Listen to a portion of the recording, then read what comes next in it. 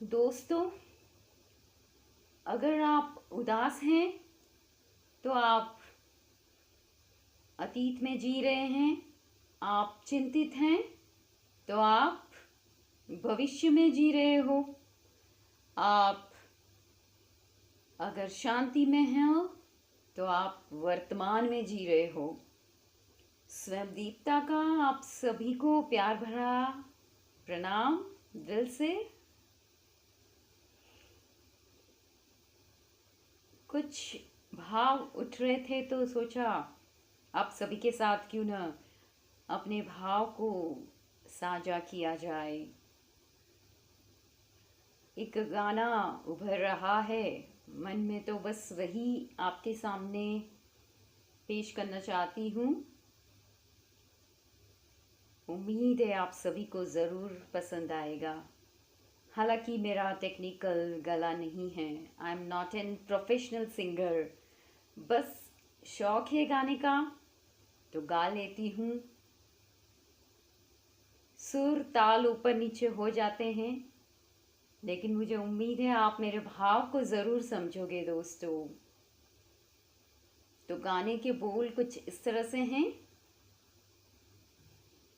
ईश्वर सत्य है,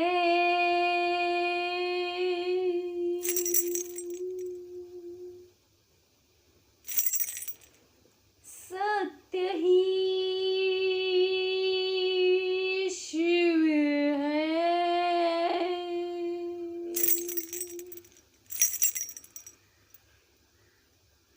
शिव ही सुंदर है।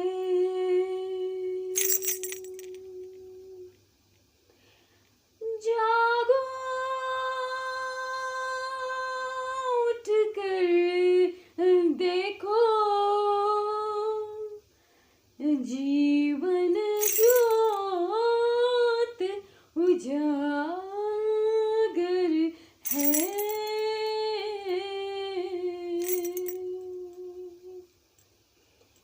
सत्यम शिवम सुंदरम, सत्यम शिवम सुंदरम, सुंदरम सुंदरम।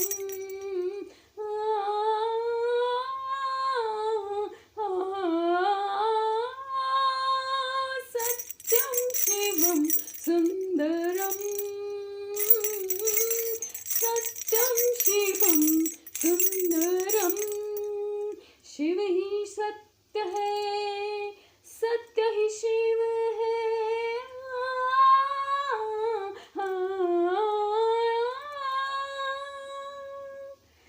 जागो उठ कर देखो, जीवन ज्योत उजागर है। रामावध में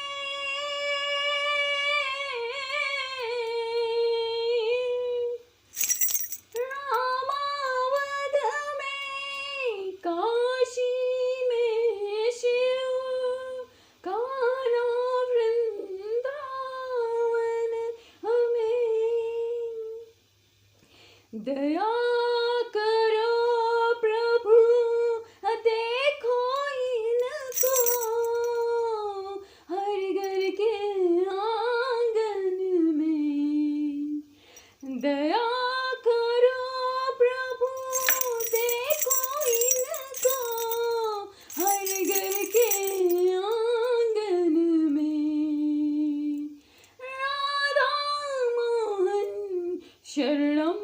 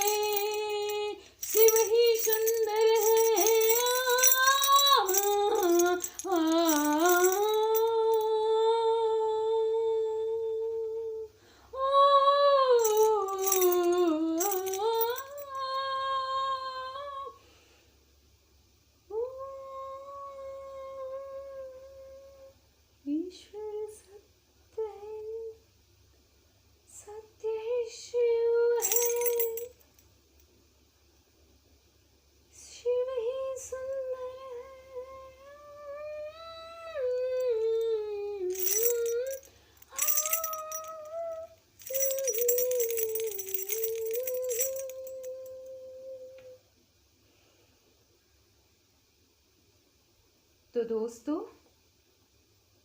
इस गाने से मैं यही भाव प्रकट करना चाहती हूँ कि जागो, उठकर देखो, जीवन ज्योत उजागर है।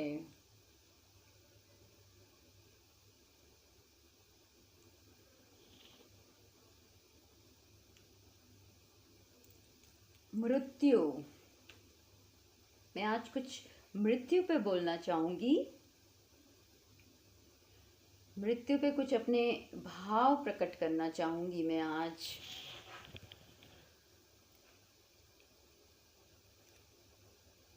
मृत्यु एक ऐसा विषय है जिस पे लोग बात करने से डरते हैं।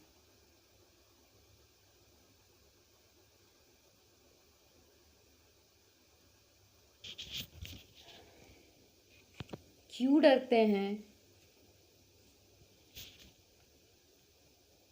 किसी को पता नहीं है, जबकि हम मृत्यु को रोज ही जीते हैं।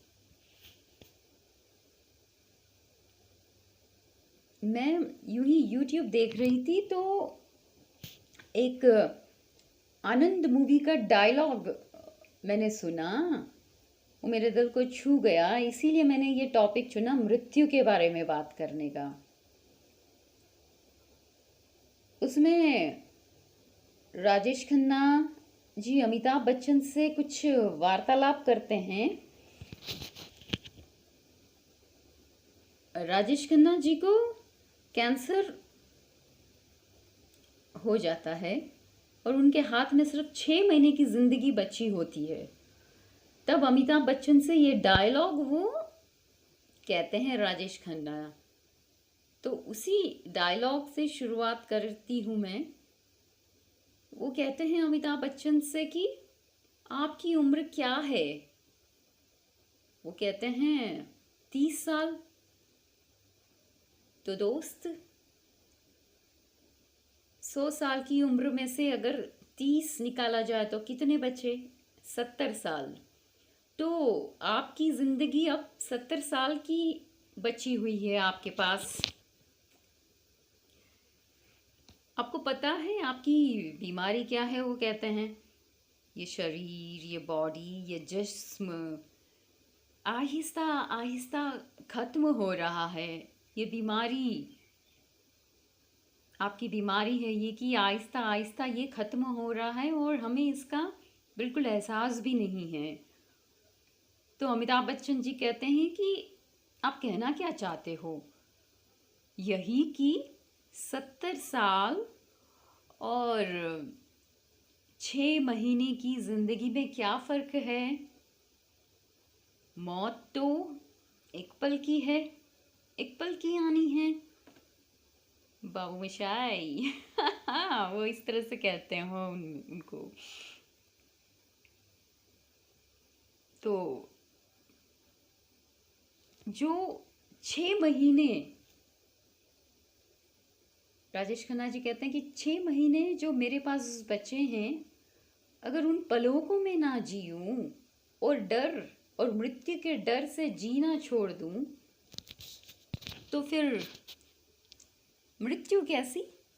अगर हम जीते जी जीवन को जीना छोड़ दें तो यही हकीकत में मृत्यु है। अमिताभ बच्चन जी कहते हैं हद कर दी दोस्त आपने। वो फिर कैसी मृत्यु हुई कि जीवन को जिया ना जाए पल पल और मौत के डर से जीवन को जीना हम छोड़ दें।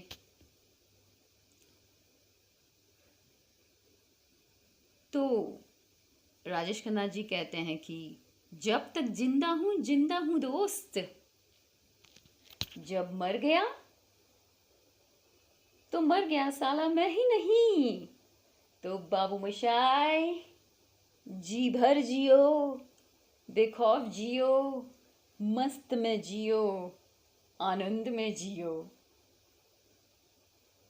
मृत्यु एक पल की है। 70 साल हो या 6 महीने हो या क्षण भर में, पल भर में आ सकती है। तो ये डायलॉग मुझे इतना मन को छुआ कि आज मैंने इस पे बात करना चाहा कि हम सभी रोज हर रात मृत्यु को जीते हैं, 8 घंटा सोते हैं, लेकिन फिर भी मृत्यु से डरते हैं। क्यों डरते हैं हम? क्या वजह है इस बात की कि हम मृत्यु से क्यों डरते हैं? तो मुझे तो देखिए एक ही वजह नज़र आई। राजेश खन्ना जी की ज़िंदगी सिर्फ 6 महीने उनके हाथ में थी, लेकिन फिर भी वो जिंदा दिली की बात करते हैं और जिंदा दिली से जीवन को जीने की बात करते हैं।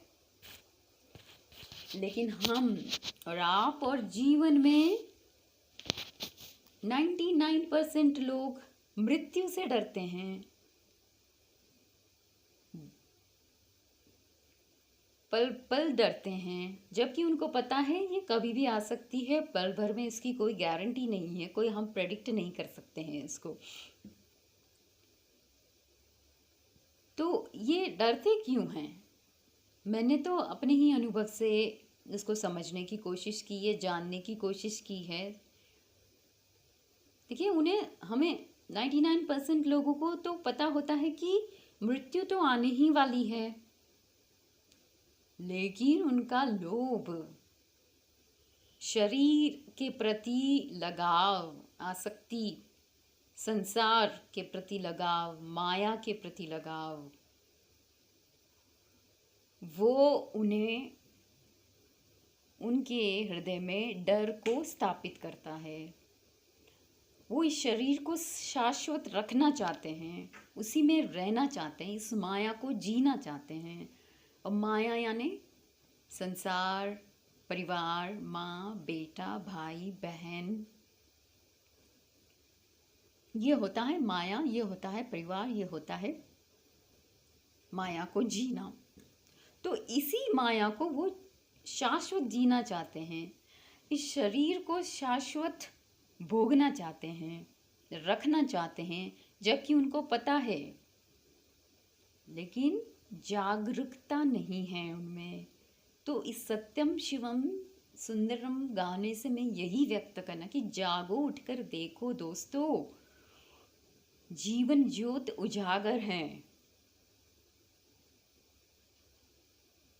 इस लगाव से, इस परिवार, इस संसारिक, इस माया के लगाव से हमें उभरना है।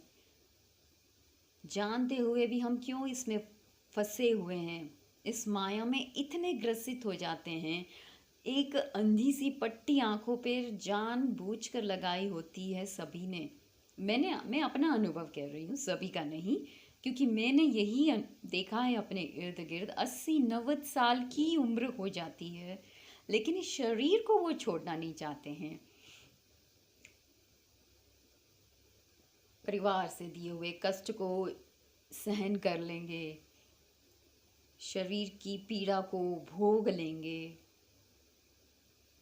लेकिन उनको जिंदा रहना है किसी भी कीमत पर, शाश्वत रहना चाहते हैं वो इस शरीर में, अनजाने में ही सही, लेकिन वो जीना चाहते हैं इस माया को, और इस माया में ही जीते हैं 80-90 साल की उम्र में, और इसी माया में इस शरीर को छोड़ देते हैं बिना चेतना के, बिना जागरूकता के कि वो क्या जी रहे हैं, क्या कर रहे हैं, कौन सा कृत्य कर रहे हैं, इसकी बिल्कुल समझ नहीं होती है। और ये समझ तब तक विकसित नहीं हो सकती है आप और हम में, या किसी भी व्यक्ति या जीव में, जब तक हम किसी गुरु से ना जुड़ जाएं।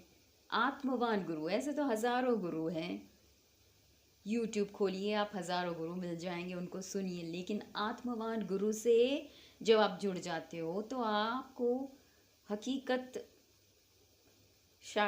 विजन, आपकी जो अनुभव करता होता है उसका विजन इतना क्लियर हो जाता है कि वो पिक्चर चलता है उसके सामने, सब समझ जाता है, सब अनुभव करता है, अनुभव। तो मृत्यु दोस्तों मैं हैरान हो जाती हूँ। और कमाल की बात तो ये है दोस्तों कि अंतिम समय में भी जब उनका शरीर, किसी का भी शरीर छूटता है, तो उसे एक पिक्चर नज़र आती है। अब मेरा शरीर छूट रहा है, नीचे से, तलवे से ले तलवे से जब किसी की मृत्यु करीब होती है तो उसके पैर ठंडे हो जाते हैं। तो वहाँ से शुरुआत, मृत्यु, जिसकी मृत्यु करीब होती है तो उसको ये समझ में आता है कि अब मेरा शरीर छूटने वाला है। शरीर, पैर, पहले पैर ठंडे पड़ जाते हैं, फिर उसके और ऊपर उठता है नाभि पे, फिर और ऊपर, फिर और ऊपर, फिर आँखों तक आता है। जब तक आँखों तक आता है उसका दृश्य विलीन हो जाता है, उसे कुछ नज़र नहीं आता, लेकिन वो सारी देख पाता है कि वो क्या कर रहा है। तो अंतिम, मैं ये कहना चाहती हूँ कि अंतिम समय में भी मैंने ये देखा है, मैंने ये अपने परिवार में देखा है, इसीलिए मैं ये व्यक्त करना चाहती हूँ कि अंतिम समय में भी वो चाहता है कि मेरे परिवार के सदस्य मेरे आंखों के सामने हों। मेरा बेटा, मेरा पोता, मेरी पत्नी, मेरा मेरा पति, है ना, मेरा भाई, मेरा बहन, ये सब आंखों के सामने हो। उस अंतिम घड़ी में भी वो परिवार को ही पकड़ के, उस पकड़ को पकड़ के रखता है, उस पकड़ को उस वक्त भी वो नहीं छोड़ता है। अगर इतनी ही चेतना किसी की होती अंतिम समय में, तो वो परमात्मा को न याद करता, परमात्मा के दर्शन न याद करता, परमात्मा की मूर्ति को न याद करता कि मेरे आंखों के सामने परमात्मा की मूर्ति हो, मेरे कानों में गुरु के वचन हो। उस वक्त क्योंकि उन्होंने सारा जीवन सांसारिक भोग विलास में परिवार, बेटा बेटी, इसी माया को जिया है, तो अंतिम समय में भी ये संभव नहीं है। सभी कहते हैं कि अंतिम समय आएगा तब हम आराधना साधना कर लेंगे उस वक्त, लेकिन नहीं होता है ये। जब आपने बैठना सीखा ही नहीं पद्मासन में, जब आप जवान थे, जब आपकी शरीर साथ देती थी, तो आप बुढ़ापे में कैसे उस बैठ पाओगे? नहीं बैठ पाओगे। उसको अनुभव आप, तब तो आपका शरीर साथ देता नहीं है, इंद्रियां आपकी साथ देती नहीं है। तो जिसने उसको जिया है हकीकत में पल पल वास्तविक जीवन को, तभी वो अंतिम समय में भी जागृत हो सकता है। हाँ हाँ। और दोस्तों, कमाल की बात ये मैंने देखी है कि ऐसा भी नहीं है कि वो परमात्मा को याद नहीं करते हैं या आराधना साधना कुछ नहीं करते, करते हैं। वो क्या करते हैं कि मंदिर जाते हैं, घंटी बजाते हैं, माला फेरते हैं, पूजा करते हैं, मंदिर में बैठ के 2-2 घंटा माला फेरते हैं, अर्चना, पूजा, वो घंटी बजाना, गुरु के पास थोड़ा कुछ सुन लेना, ये कृत्य करते हैं।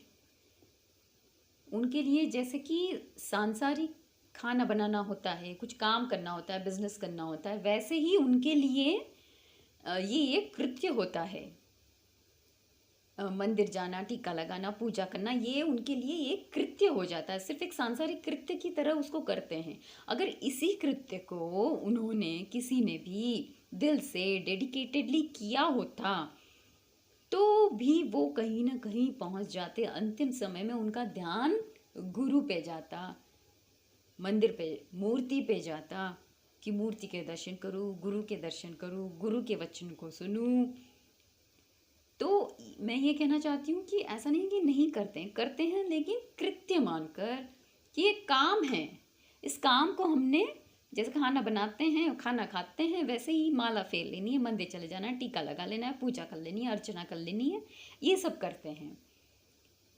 हृदय से नहीं होता है, डेडिकेशन नहीं होता है वहाँ, तो वहाँ पर मार खा जाते हैं। तो अंतिम समय में भी ये नहीं संभव है। तो मृत्यु पे कोई बात ही नहीं करता है, जबकि उसको पल पल सभी समझते हैं, जानते हैं। बस मोह और आसक्ति की वजह से वो इस शरीर को छोड़ना नहीं चाहते हैं।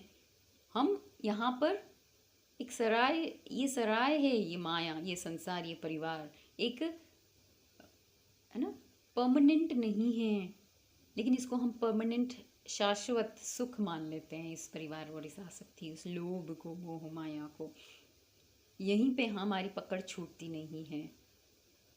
तो इस पकड़ को ढीली करनी होती है। इस पकड़ से तब तक मुक्त नहीं हो सकते तब तक कोई आत्मवान गुरु, कोई सद्गुरु हमारे जीवन में ना आ जाए, तब तक ये संभव नहीं है। तो ये तो हुई, देखिए, मृत्यु की बात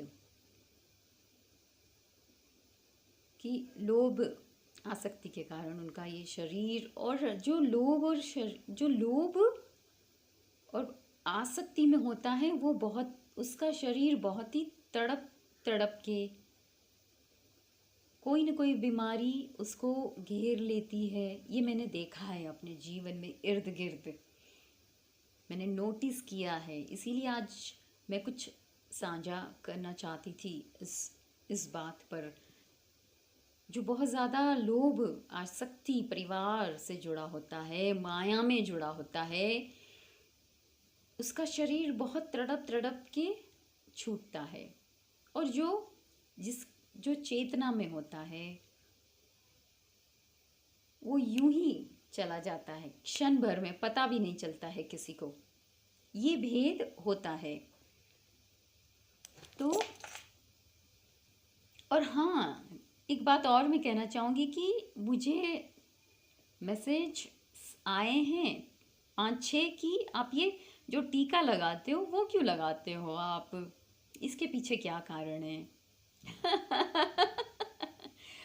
हाँ जी, बिल्कुल बताना चाहूँगी मैं कि मैं ये टीका क्यों लगाती हूँ। देखिए, हर चीज़ के पीछे एक रीज़न होता है, एक कारण होता है। स्त्री काय को देखें आप, स्त्री को देखें आप, जब वो बिंदी लगाती है आज्ञा चक्र पे, तो उसके पीछे एक कारण होता है। वो सिंदूर लगाती है, शादीशुदा होती है, सिंदूर लगाती है, मांग भरती है, उसके पीछे एक कारण होता है। तो टीका, जब स्त्री बिंदी लगाती है तो ये आज्ञा चक्र एक्टिव हो जाता है। कोई भी चीज़ यूं ही नहीं होती है। तो इसी वजह से मैं ये टीका लगाती हूँ कि आज्ञा चक्र वहाँ से एक्टिव होता है। हर चीज के पीछे स्त्री की, आप देखिए, पैरों में पायल पहनती है, और यहाँ तक कि जब हम इस फिंगर रिंग, शादी एंगेजमेंट रिंग जो होती है, वो इसी फिंगर रिंग में क्यों पहनी जाती है, इसके पीछे भी एक कारण है कि ये रिंग हार्ट से कनेक्ट करती है, इसीलिए एंगेजमेंट रिंग इस फिंगर रिंग में पहनी जाती है। तो इसी तरह से हर चीज के पीछे एक कारण है उसका, वो हमारे इस शरीर से कनेक्ट करता है। ये हमें पता नहीं है, हम मानते नहीं है, लेकिन दिस इज द फैक्ट। तो ये टीका लगाने का कारण यही है मेरा। एक तो यही कारण है कि आज्ञा चक्र वो एक्टिव हो, और दूसरा कारण मुझे अच्छा भी लगता है। आई फील गुड, मुझे वो पॉजिटिव एनर्जी, वो एनर्जी फ्लो, वो प्योरिटी का एहसास। ऐसा नहीं है कि टीका लगाने से आप प्योर हो जाओगे, नहीं। जब आप ये करके देखो, फिर आप बताओ, फिर आप बोलो। जब तक आप ये सारी चीज़ें करके नहीं देखते हो, तब तक आपको इसकी अनुभूति नहीं होगी। बस तो यही कहना चाहती हूँ मैं। और हाँ दोस्तों, मैं यूं ही कुछ 2-3 दिन या 4 दिन पहले किसी से बात कर रही थी, अपने ही परिवार के सदस्य से, यंगस्टर से। उसकी शादी होने वाली है। तो मैंने कहा, अब शादी तो कर रहे हो तुम, आगे की क्या प्लानिंग? बच्चे, मैंने ही पूछा, बच्चे वगैरह की क्या प्लानिंग है आपकी? बच्चा वगैरह, अभी शादी तो कर ही रहे हो तो बच्चा भी चाहोगे आप? तो कहते हैं हाँ बिल्कुल। शादी हो रही है तो फिर बच्चा भी तो चाहेंगे। मैंने कहा फिर क्यों, अब बच्चे की क्या आवश्यकता है, आप बताएंगे मुझे। तो कहने लगे कि फिर खानदान कैसे आगे बढ़ेगा। अगर बच्चा पैदा नहीं होगा तो खानदान का नाम रोशन कैसे होगा, आगे कैसे बढ़ेगा। तो मैंने उनसे कहा कि आप तो मर जाओगे, ये शरीर आपका रहने वाला नहीं है, आप देखने वाले नहीं हो, तो फिर ये खानदान आगे बढ़ रहा है या नहीं बढ़ रहा है, आपको इससे क्या लेना देना है।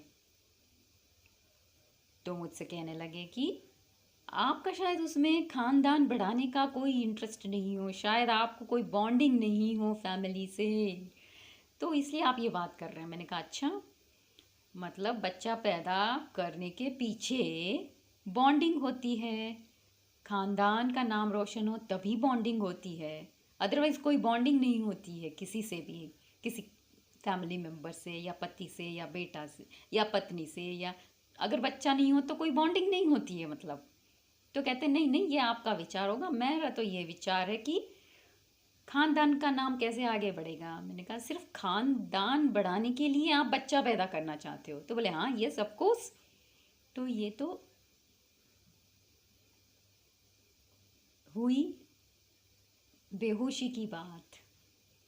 मैंने कहा अच्छा बताओ, अपनी शादी, आप ये शादी क्यों कर रहे हो, आपकी क्या, क्यों, इसके पीछे क्या मोटिव है आपका, ये तो बताइए।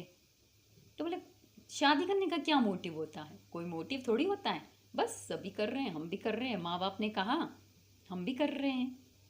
तो ये होता है बेहोशी में जीना, यहाँ जागरूकता नहीं है। हालांकि मैंने भी यही किया, मुझे कोई समझ नहीं थी उस वक्त, मैंने भी अपने माँ बाप ने जो कहा वही किया। उन्होंने कहा शादी कर लो कर ली। ये अवेयरनेस, ये जागरूकता अब आई है गुरु कृपा से, गुरु क्षेत्र की कृपा से, देर से सही दुरुस्त सही। तो मैं तो अभी आई फील सो ब्लेस्ड कि मुझे अभी समझ आ गया सारी ये चीज़ें। मैं अपना ही अनुभव और अपने ही एक्सपीरियंस से कहना चाहती हूँ कि जिसकी शादी हो गई है इट्स ओके, उसको आप निभाइए पूरे दिल से, हृदय से। शादी का मतलब ही एडजस्टमेंट होता है, तो वो करना चाहिए, उसको बीच रास्ते पे छोड़ना नहीं चाहिए। कोई गारंटी नहीं है जो अगला पार्टनर आप ढूंढो उसमें आपको सब कुछ मिल जाए या हो जाए। और जिसकी नहीं हुई है, यंगस्टर्स के लिए मैं ये ख़ास तौर पर कहना चाहूँगी कि शादी करना is not an important goal in the life. ये सब माँ बाप का थोपा हुआ, समाज का थोपा हुआ, परिवार का थोपा हुआ मतारोपण है हम पे। अगर हम थोड़ा सा भी समझ पाएँ उसको, तो शादी करना ही गोल नहीं, खाना पीना शादी सेक्स संभोग यही जीवन नहीं होता है। बिना शादी के भी आप जीवन को बहुत खूबसूरती से जी सकते हो, जिसमें थोड़ी सी भी चेतना या जागरूकता हो। कैसे, अब सवाल उठता है कि कैसे, जागरूकता भी आ गई चलो, लेकिन कैसे। तो आत्मनिर्भर सबसे पहला पॉइंट है कि हमें आत्मनिर्भर होना है, अपने आप को इतना सक्षम बना लेना है, हमारे पास थोड़ा सा बैंक बैलेंस हो, सेविंग्स हो, जिससे हमारी रोज़मर्रा की ज़रूरतें पूरी हो जाए। बस इतना ही चाहिए सिंपल सी ज़िंदगी जीने के लिए। आपको कोई करोड़ों रुपया कमाने की ज़रूरत नहीं है सिंपल सी दाल रोटी खाने के लिए। बहुत ज़्यादा मेहनत वहीं करनी पड़ती है जहाँ आपके शौक़, आपकी चाह, आपकी इच्छा अधिक हो, डिज़ायर्स अधिक हो। मुझे यहाँ जाना है, एक टैग लेवल ब्रांडेड कपड़े पहनने हैं, स्विट्ज़रलैंड जाना है, ब्रांड मानी 5 स्टार 7 स्टार होटल में जाना है, तो तब आपको बड़ी मेहनत करनी पड़ती है। हर 6 महीने में स्विट्ज़रलैंड घूमने जाना है, टैग लेवल फेसबुक पे डालना है, वहाँ आपको मेहनत करनी पड़ती है। अदरवाइज़ सिंपल सी दाल रोटी खाने के लिए आपको किसी ज़्यादा मेहनत की ज़रूरत नहीं होती है। ये आप तो यूं ही कमा लोगे, यूं ही ज़िंदगी निकल जाएगी। तो थोड़ा सा स्किल्स को हमें डेवलप करना है, सेविंग्स करनी है। वो हो गई पहली बात। दूसरी बात, 3-4 अच्छे दोस्त बनाइए जिसके साथ आप हृदय से खुल सको। इन एंड आउट आप उनके सामने अपनी दिल की बात रख सको, उनके साथ बैठ सको, घूम सको, वार्तालाप कर सको। ऐसे 3-4 दोस्त अच्छे मतलब हृदय से आत्मीय कनेक्शन हो जिसका, ना कि सांसारिक। ये बड़ी मुश्किल की बात है, लेकिन कुछ भी इम्पॉसिबल नहीं है दोस्तों, सब कुछ संभव है। ये मैंने अपने अनुभव से जाना है ये। तो ये हुई दूसरी बात। और तीसरी सबसे महत्वपूर्ण बात कि एक दोस्त जीवन में ऐसा बनाइए जिसके सामने आप इन एंड आउट ट्रांसपेरेंट हो, जिसके सामने मैं कौन तू कौन, नो जजमेंटल व्यूज़ की ये क्या बोल रहा है, क्या कर रहा है, कोई जजमेंट करने वाला नहीं हो आपको। आप जैसे हो वैसे ही आप उसके सामने रह सको। जीवन में एक दोस्त ऐसा ज़रूर बनाना जिसके सामने कंप्लीट ट्रांसपेरेंट हो आप सब कुछ एज इट इज़ उसको बता सको, बोल सको, रह सको, स्वयं के स्वभाव को जी सको उसके सामने। अगर ये 3 चीज़ें आपने जीवन में आपके पास हैं तो आपको शादी करने की कोई ज़रूरत नहीं है। शादी सिर्फ इसीलिए होती है अपर ग्रोथ के लिए, ना कि संभोग या लेना देना, शारीरिक तृप्ति के लिए नहीं होती है। ये मैंने अब समझा है, जाना है। तो यही संदेश मैं देना चाहती हूँ कि जिसकी हो गई है उसको निभाइए, नहीं हुई है तो जागरूकता उसमें लाइए, बरतिए। हर क्षण साक्षी में रहकर, चेतना में रहकर, गुरु के संपर्क सानिध्य में रहकर उसको आप समझने की, जानने की कोशिश कीजिए। उस हिसाब से अपना वर्तमान को जिए, ना कि अतीत और भविष्य कुछ नहीं होता है। जो होता है वो ये वर्तमान, ये क्षण ही होता है। तो बस जी यही कहना चाहती थी मैं, यही भाव को मैं व्यक्त करना चाहती थी। तो इसी के साथ मैं अपनी वाणी को विराम देना चाहूँगी और कहना चाहूँगी अंत में कि मौज लो और रोज लो। बाबू मशाई, मौज लो और रोज लो, ना मिले तो खोज लो। तो जीवन को जी भर जियो, मस्ती में जियो, बेखौफ जियो, चेतना में जियो, साक्षी दृष्टा होकर जियो। ये जीवन बड़ा सुंदर है दोस्तों, मायावी है। तो मायावी बहुत सुंदर है, इस माया को जान लो, समझ लो, तो कभी दुख सुख ये सारी मन की परिभाषाएं हैं, अवस्थाएं हैं, और इसके अलावा और कुछ भी नहीं है। हाँ दोस्तों, तो इसी के साथ मैं अपनी वाणी को विराम देना चाहूँगी। फिर और मिलते हैं किसी वार्तालाप में और किसी के साथ, उम्मीद करते हैं। तब तक के लिए शब खैर, शुभ रात्रि, फिर मिलते हैं।